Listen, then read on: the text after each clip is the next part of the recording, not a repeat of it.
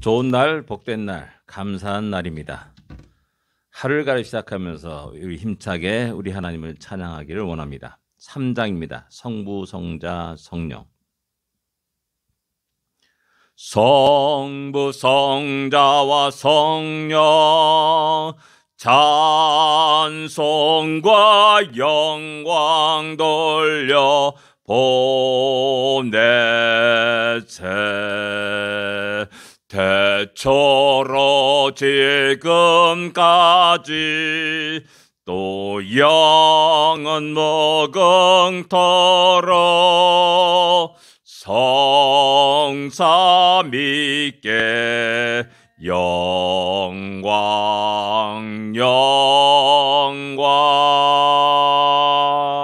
아멘. 우리 하나님께 영원토록 영광과 찬양을 돌리면서 살아가는 복된 우리 인생이 되기를 원합니다. 336장입니다. 환난과 핍박 중에도 336장입니다.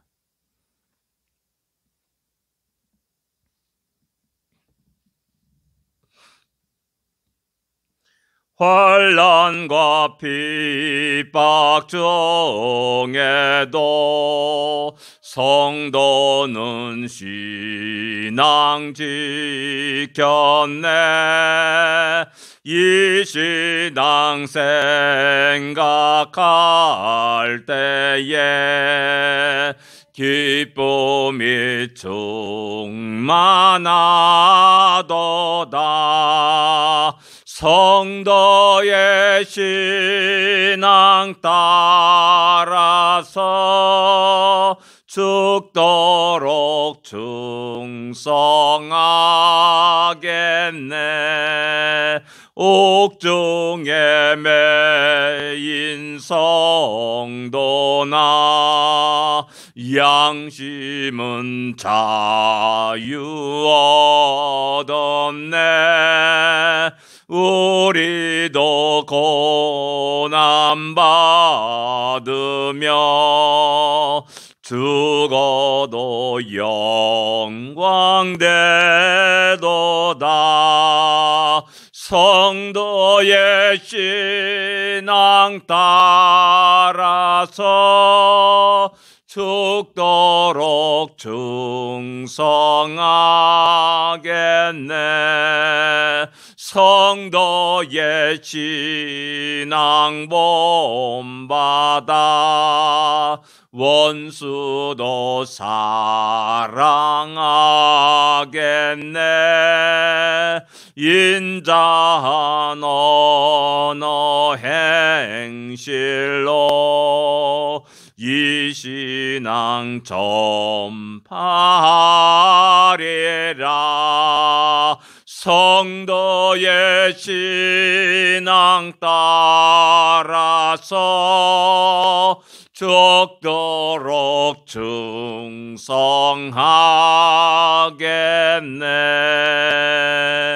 아멘.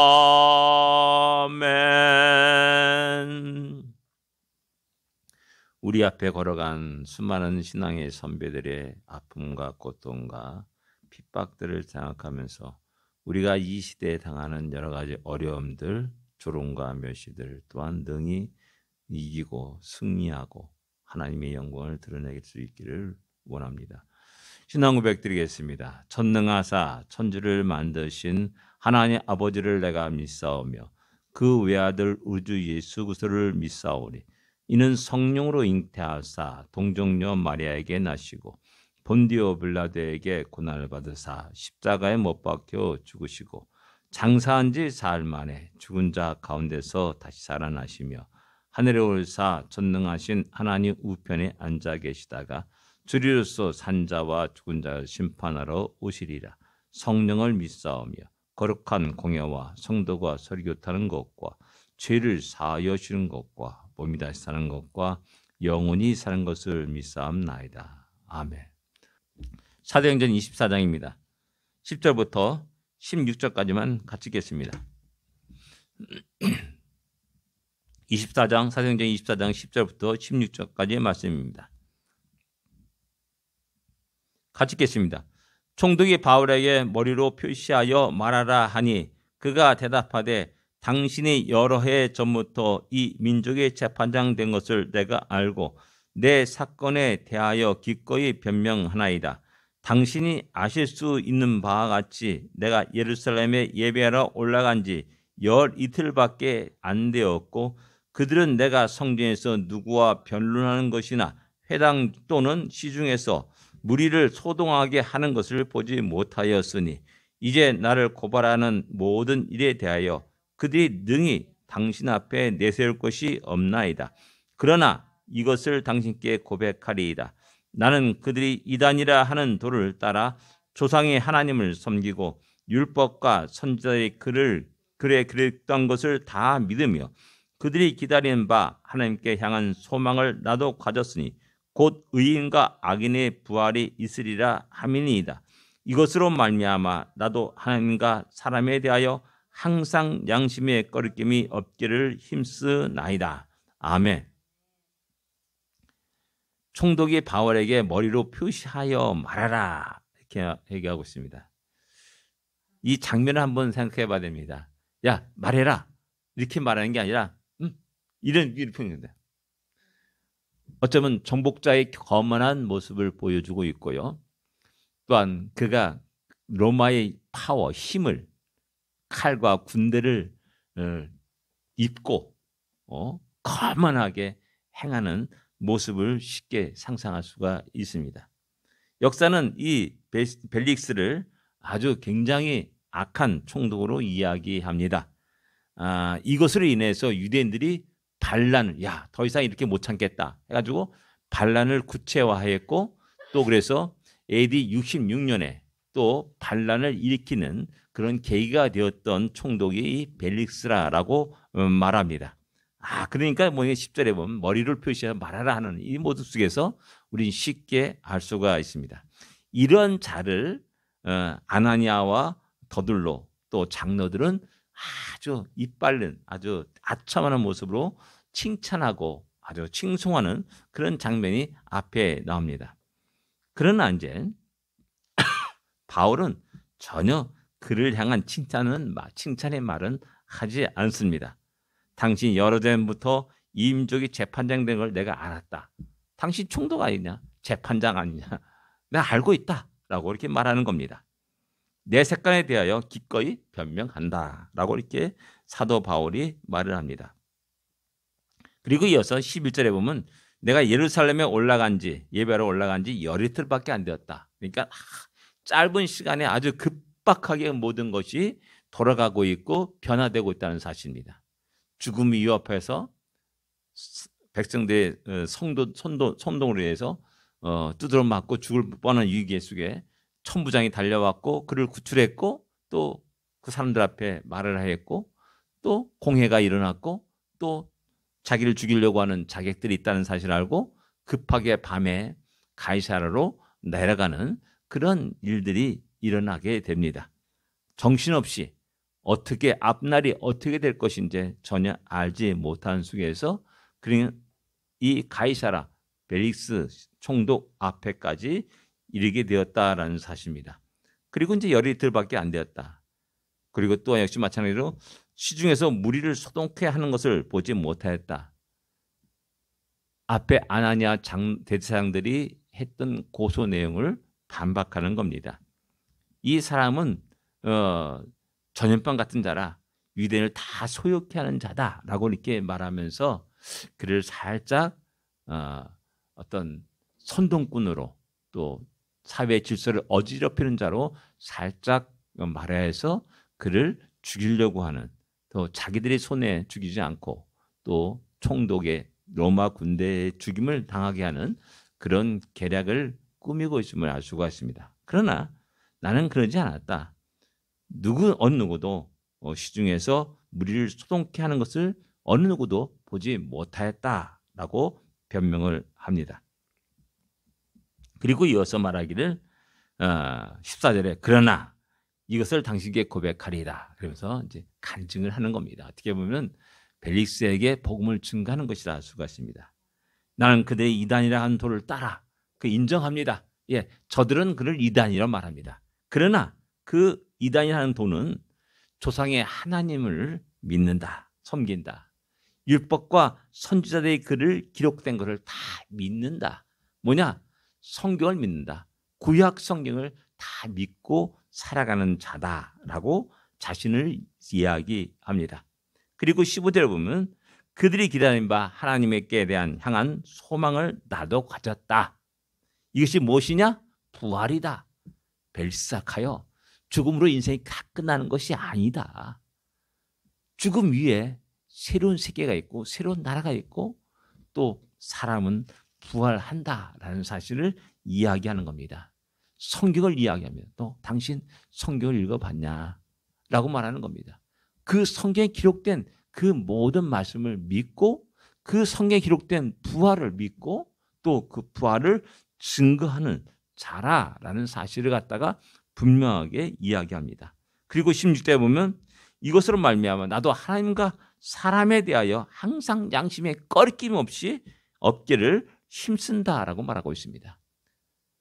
양심에 꺼리낌이 없이 누구에게?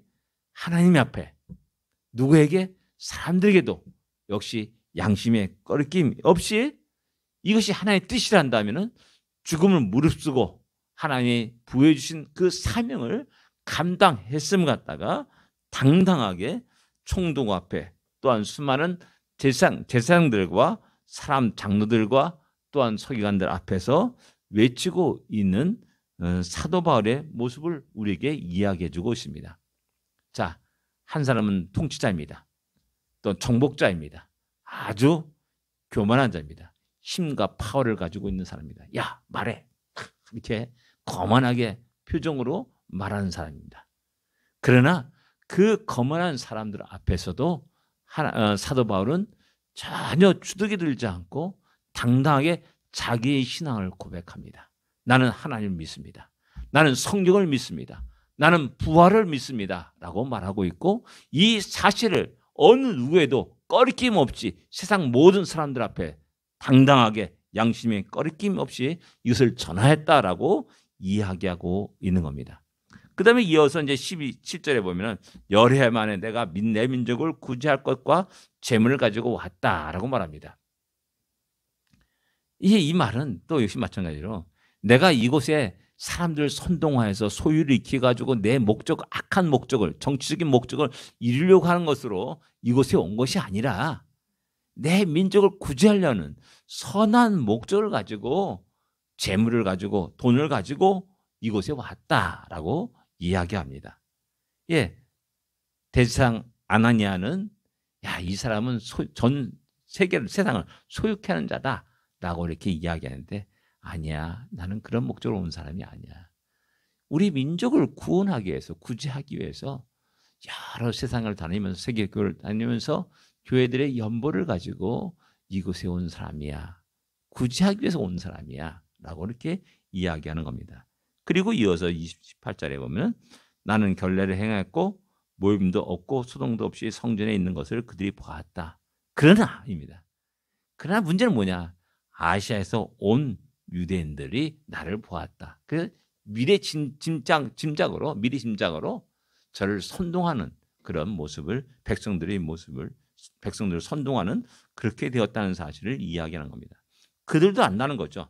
반대 사건이 있으면 마땅히 당신 앞에 나와서 고발할 것인데 그렇지 못하고 백성들을 선동했다. 이렇게 그런 의미를 말하고 있는 겁니다. 그리고 이어서 내가 오직 21절에 보면 내가 그들 가운데 서서 외치기를 내가 죽은 자의 부활에 대해 오늘 너희 앞에 신문을 받는다 한 이 한 소리만 있을 따름이다. 오직 예수 그리스도의 부활을 증거했다. 그 부활은 성경에 기록된 말씀이다. 라는 사실을 분명하게 선포하는 겁니다. 참 멋있습니다. 기레상같이 그 권위를 갖고 있는 또 권한을 갖고 있는 그런 사람 앞에서도 전혀 기죽지 않고 양심에 꺼리낌 없이 부활을 예수 그리스도의 부활을 이야기하는 사도 바울의 모습을 보여주고 있습니다. 우리는 이 땅 살아가면서 우리 스스로가 주눅이 들 때도 많이 있고 우리의 모습을 보면서 열등 의식을 가지고 살아갈 때도 많이 있고 때로는 세상이 너무나 커 보일 때도 많이 있습니다. 그럴 때마다 다시 한번 사도 바울의 이 모습을 기억하기를 원합니다. 하나님과 사람에 대하여 항상 양심에 꺼리낌이 없기를 힘쓰는 사도 바울.